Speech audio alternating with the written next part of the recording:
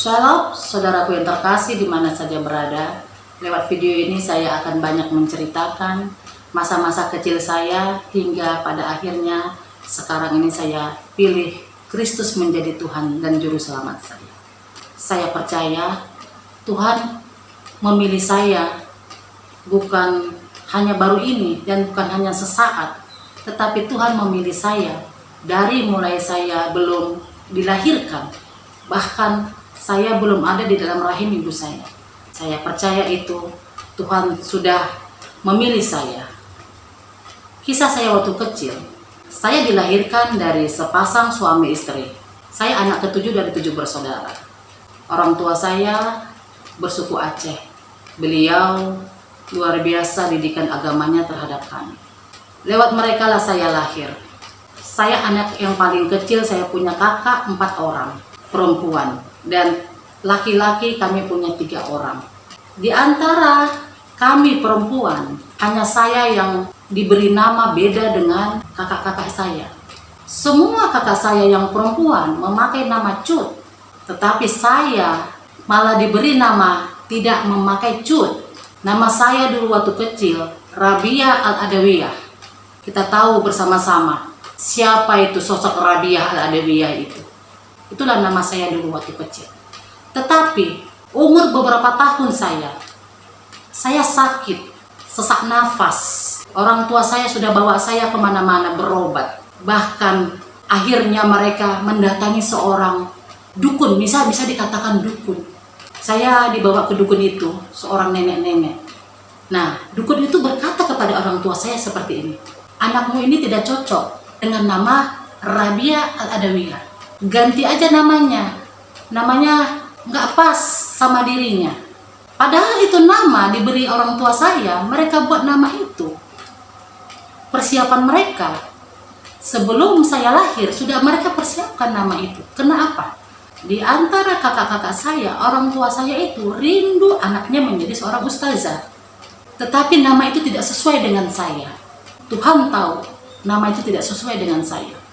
Akhirnya orang tua saya memutuskan nama saya dirubah, dan di depannya dan di belakangnya ada nama keluarga Cut dan Mutia, yang akhirnya sekarang nama saya Cut Fatmawati Mutia, sama seperti kakak saya semuanya. Namanya di depan Cut dan di belakangnya Mutia, di tengahnya kita aja yang beda. Ada satu lagi perbedaan di antara kami 4 orang bersaudara perempuan. Kakak saya semuanya pakai Cut, tapi Cutnya huruf C, ejaan sekarang, tetapi saya ejaannya T. Saya selalu tampil beda dibikin orang tua saya. Kenapa? Terkadang saya sekarang ini berpikir setelah saya ikut Tuhan, kenapa saya yang selalu tampil beda dibikin orang tua saya? Tapi itu rencana Tuhan yang luar biasa, saya imani. Di antara nama kakak saya semuanya Cut, nama saya Tejut. Walaupun menyebutnya Cut, tetapi ejaannya ejaan lama, Tejut. Jadi saya tetap beda dengan mereka. Begitu juga dengan pendidikan. Saya tamat SD, saya dimasukkan sekolah agama 6 tahun, yang di situ sangat kuat agamanya, pendidikan agamanya, dan di situ orang tua saya sangat merindukan saya menjadi seorang ustazah. Tetapi sekarang Bapak Ibu Saudara terkasih bisa lihat saya jadi apa. Saya jadi apa yang maunya Tuhan jadi dalam hidup saya. Rencana manusia hanya tinggal rencana, tapi rancangan Tuhan luar biasa di dalam hidup saya. Masa-masa saya kecil, umur saya antara balita 3, 4, 5 tahun, saya punya tetangga. Kami rumahnya bersebelahan dengan tetangga kami itu. Setiap hari mereka itu senang dengan saya. Itu orang Kristiani, tetangga saya itu orang Kristen, sangat taat mereka di agamanya. Setiap hari mereka jemput saya ke rumah, saya masih kecil. Mereka senang bawa saya. Mereka jemput, mereka bawa saya ke rumahnya. Kebetulan kemarin beberapa hari yang lalu, saya sempat berkomunikasi dengan kakak itu. Beliau itu dulu kan tetangga sama kita. Dan kakak itu bercerita sama saya, benar ya Dek ya, ternyata Tuhan Yesus luar biasa.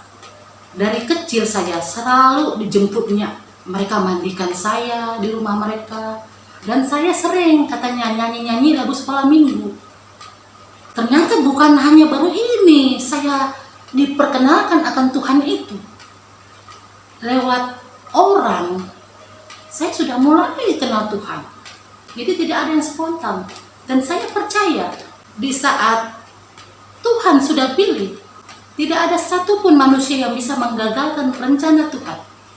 Saya ada saat ini, bukan karena kekuatan saya, tapi karena kasih kemurahan Tuhan yang ada dalam hidup saya. Kalau dilihat flashback ke belakang, saya dulu luar biasa sakitnya sebelum ikut Tuhan. Dari mulai asam lambung kronis saya, sampai saya kena liver, bahkan dokter bilang saya kena stroke ringan, badan saya kaku semuanya. Sekarang ini saya lihat, wow, luar biasanya Tuhan di dalam hidup saya. Tahap demi tahap saya jalani bersama Tuhan. Saya bisa lewati sakit penyakit yang saya alami sebelum saya ikut Tuhan. Secara manusia saya nggak sanggup. Tetapi waktu pas saat saya mengalami Tuhan, saya melihat Tuhan hadir dalam hidup saya.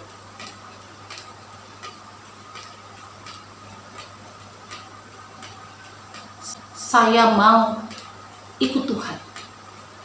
Proses saya hadapi bertahap, berjalan, proses itu sangat sakit. Sangat sakit.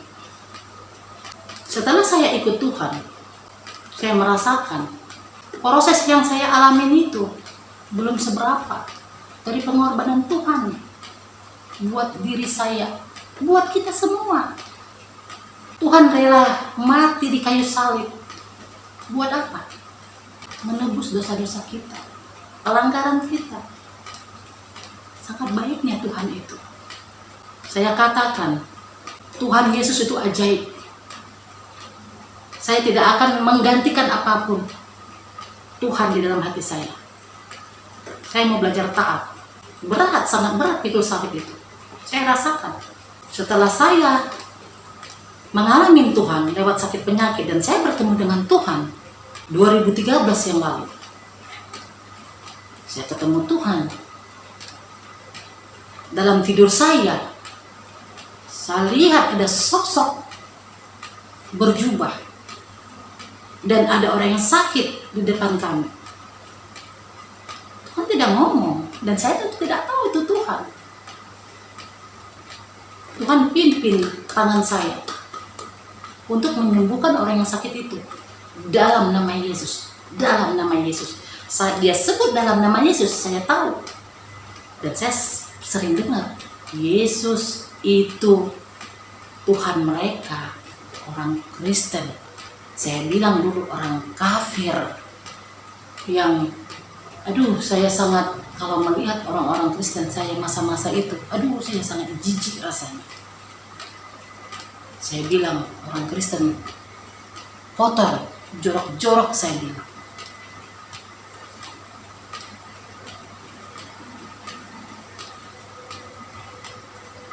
Saya lihat sosok itu. Setelah saya tahu, dia bilang, dia tunjukkan kepada saya, lewat tangan saya diarahkan dalam nama Yesus.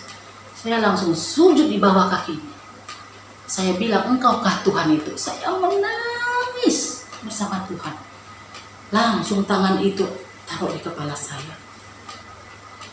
Dan saya terbangun. Itu tidak lama waktunya. Bukan tidur nyenyak saya itu. Karena pada saat itu saya berada di rumah keluarga dari pihak suami. Di rumah keluarga itu saya, kebetulan keluarga itu anaknya sakit. Anak pertamanya. Karena saya, latar belakang saya dari kesehatan dulu. Dan saya di situ mungkin lebih tahu saya ngurus anak. Karena saya sudah punya anak. Dan mereka baru punya baby, baru lahir.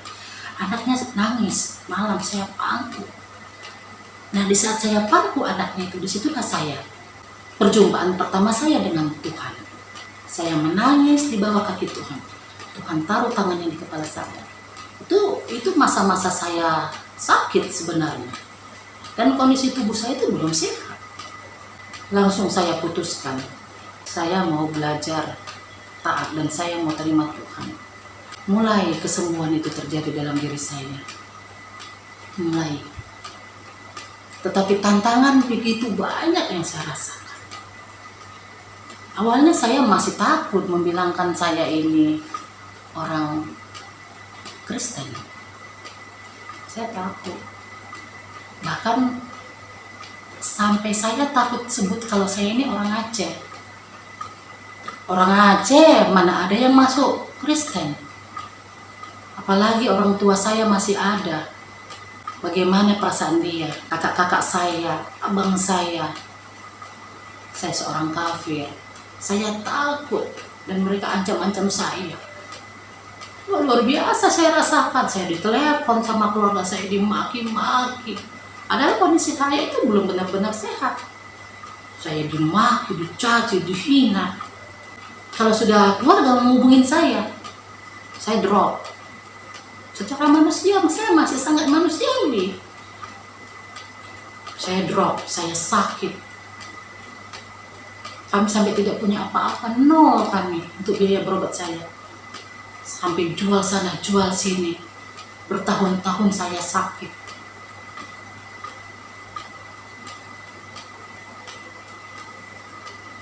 Sampai-sampai kami tidak punya apa-apa.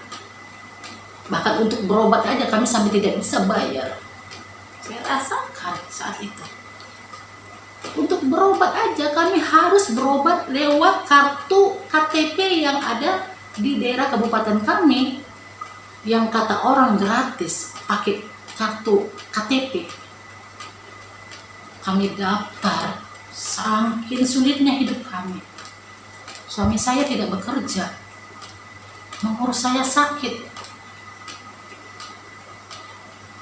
Bahkan anak saya yang nomor 1 yang besar sempat setengah tahun tidak sekolah SD.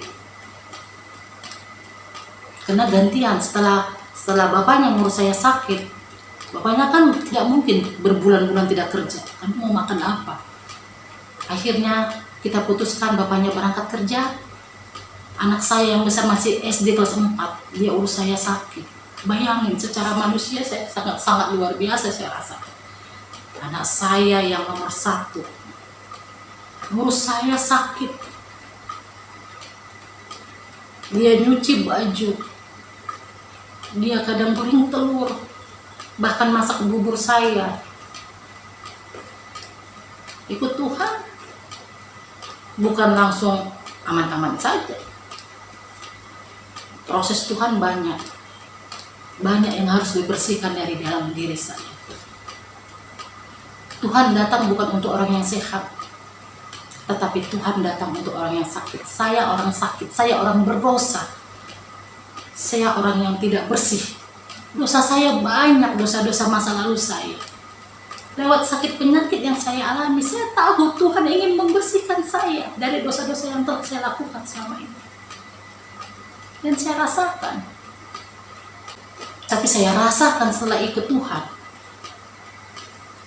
saya merasakan ada damai sejahtera. Hidup saya serahkan penuh kepada Tuhan. Yang awalnya waktu pas saat saya sakit, saya itu sempat takut kalau saya mati nanti siapa yang menyelamatkan saya. Tetapi setelah saya benar-benar serahkan hidup saya, hati saya untuk Tuhan, di saat saya sakit, saya selalu katakan, Tuhan, kalau sudah waktunya Tuhan, aku siap Engkau panggil. Tetapi kalau belum waktunya Tuhan, pakai aku Tuhan.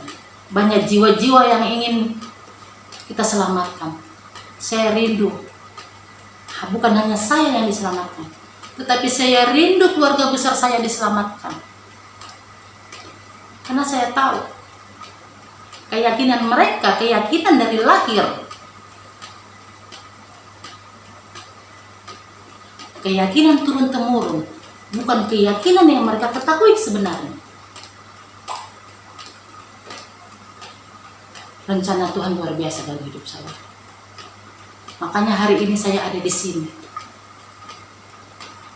Saya terima Tuhan. Saya merasakan damai sejahtera.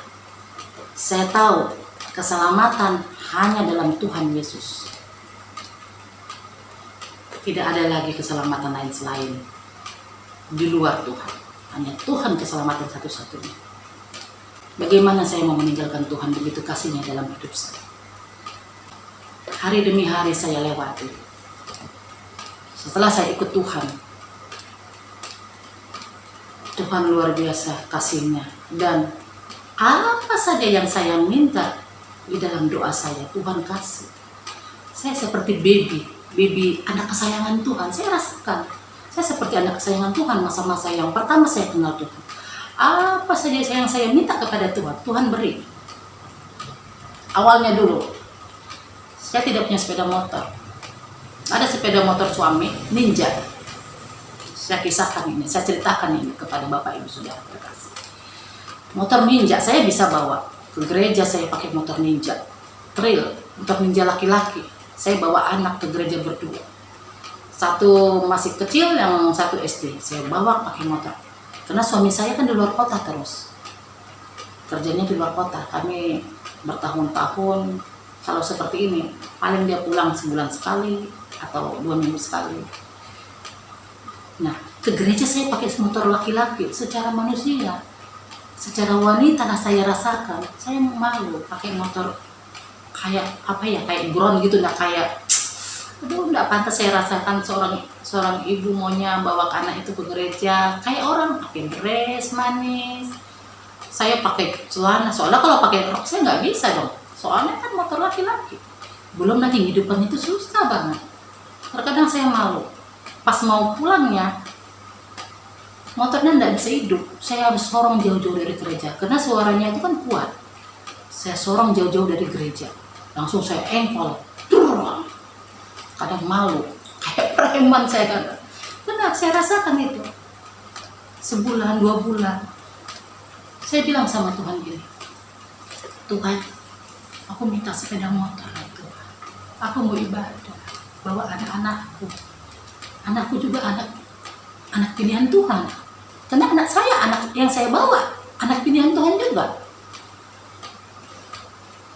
Mungkin di kesaksian saya sebagai narasumber yang lain, Bapak Ibu Saudara terkasih sudah pernah dengar. Anak-anak saya juga anak pilihan. Dan kalau bukan saya yang membawa, karena suami saya di luar kota, siapa lagi yang membawa anak saya kepada Tuhan? Kalau bukan saya.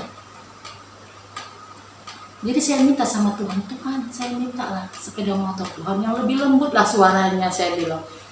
Ya saya nggak minta yang baru Tuhan, saya minta yang lebih lembut lah Tuhan suaranya. Dan kalau dihidupkan itu Tuhan nggak susah. Malu saya di gereja kadang dipandang orang.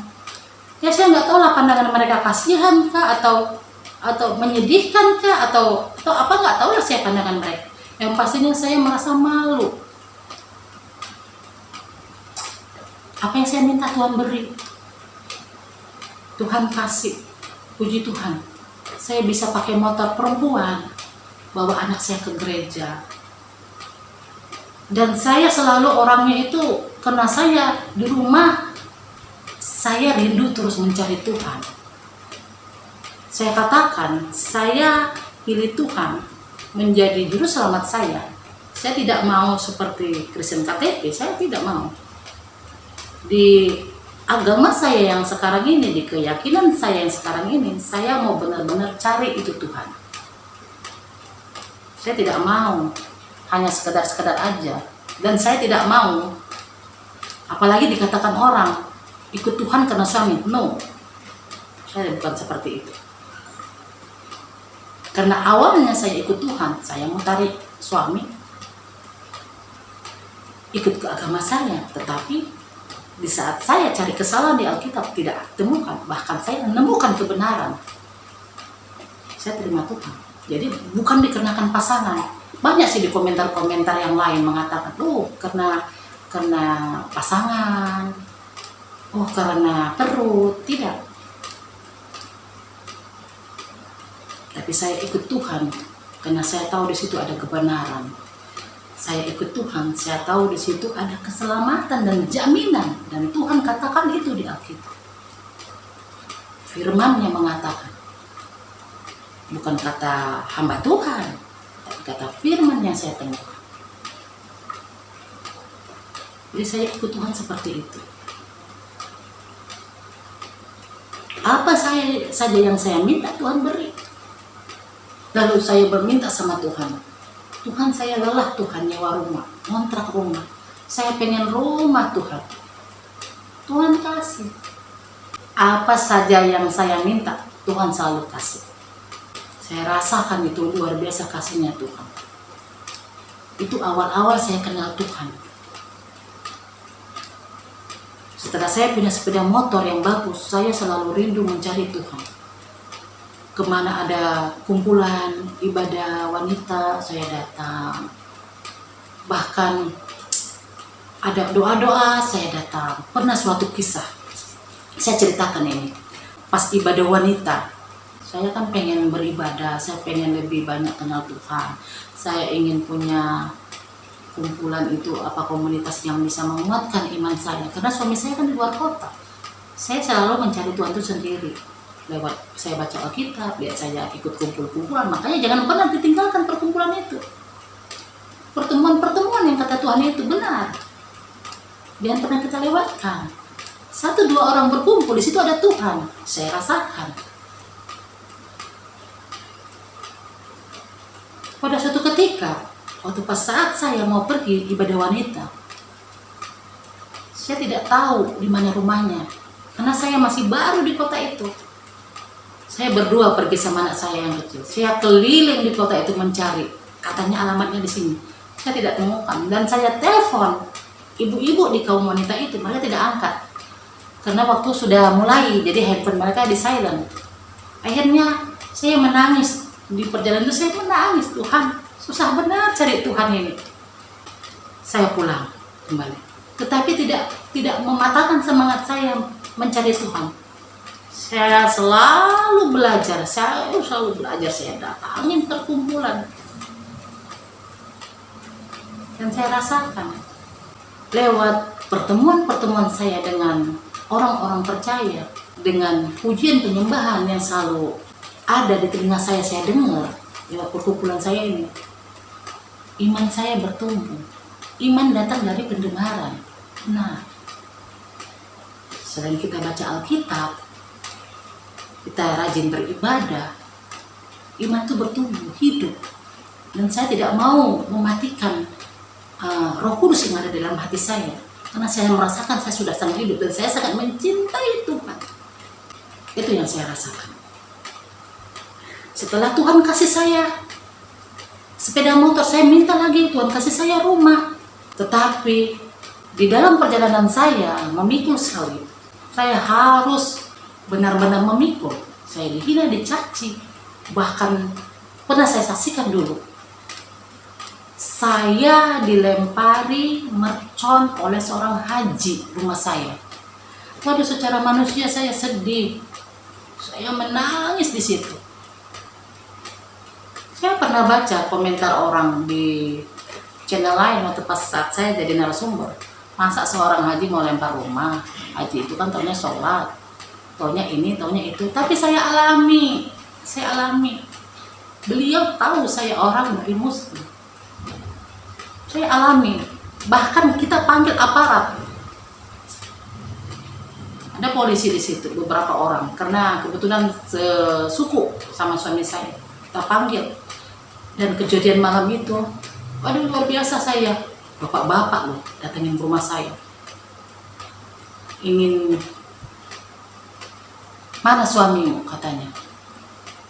Mau kutebas katanya, mau diparangin. Saya lapor ke RT-nya di situ. Bahkan saya nangis, itu di bulan puasa saya rasakan tuh. Saya menangis. Tolong Pak, saya diganggu sama beliau. Tolong Pak, suami saya nggak di rumah, suami saya di luar kota. Saya sudah hubungin suami saya. Setelah kejadian itu suami saya dalam perjalanan dan suami saya hubungin aparat polisian. Ada berapa orang datang ke rumah. Saya minta tolong sama RT setempat. Saya menangis bulan puasa itu. Itu kondisi saya juga masih sakit. Mereka selalu menjahatin saya. Lempar mercon. Bayangin mercon dilempar ke depan halaman kami. Sedang saya lagi kurang sehat, saya lagi tidur, saya kaget. Saya nangis di rumah RT, saya bilang, Pak, tolonglah Pak. Apa jawabnya? Saya tidak bisa Bu, nolong Bu, soalnya beliau teman saya. Bagaimana rasanya kecewa saya? Memang minoritas selalu tidak tidak mendapatkan hak sepenuhnya.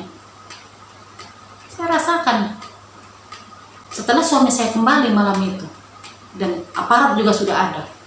Akhirnya apa? Haji itu menyembah-nyembah minta maaf. Karena saya tahu Tuhan saya ajaib, dan Tuhan saya sudah menolong saya, menyelamatkan saya. Dan Tuhan begitu mengasihi saya mengampuni dia. Dan masalah itu kita tidak bawa sampai ke kantor. Kita damai secara kekeluargaan. Saya ingat kisah Ahok. Ahok pernah berkata, Anda mengganggu saya, bukan saya lawan Anda, tetapi Tuhan lawan Anda. Saat saya mengalami hal seperti itu, saya lihat dia mengganggu saya, anak-anak Tuhan. Dia mengganggu saya, anak Tuhan. Tetapi Tuhan lawannya. Masa-masa itu saya lihat hidupnya berjaya. Dan di sekitar kami tuh saya tengok dia luar biasa hidupnya. Mapan. Tetapi sekarang ini saya lihat hidupnya redup. Seperti lampu yang sudah mau padam. Jadi bukan saya lawannya.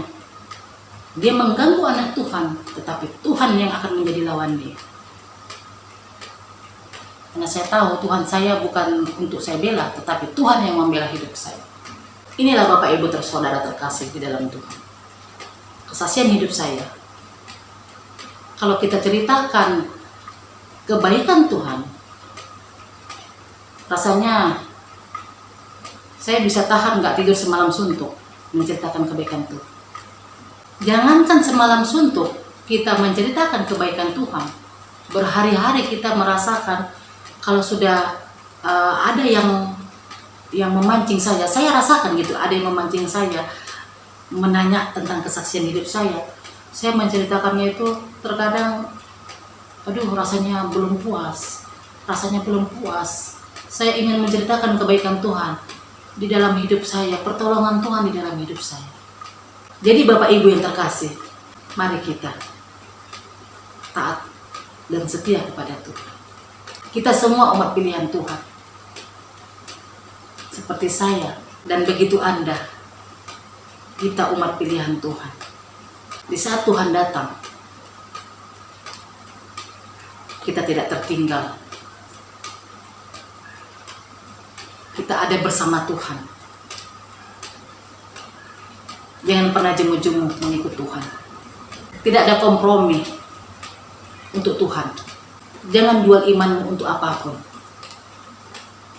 Karena Tuhan prioritas hidup kita. Baiklah Bapak Ibu yang terkasih. Mungkin untuk video kali ini hanya sampai sini saya menceritakan kebaikan Tuhan. Banyak sekali hal-hal yang akan saya ceritakan kepada Bapak Ibu yang terkasih, dimanapun berada. Lewat video yang selanjutnya, nanti saya akan menceritakan Tuhan itu luar biasa dahsyat. Di saat kita menyerahkan kehidupan kita penuh ke dalam tangan Tuhan, Tuhan bekerja luar biasa. Oke, Bapak Ibu, sampai di sini dulu video saya. Salam sehat selalu. Tuhan Yesus memberkati kita.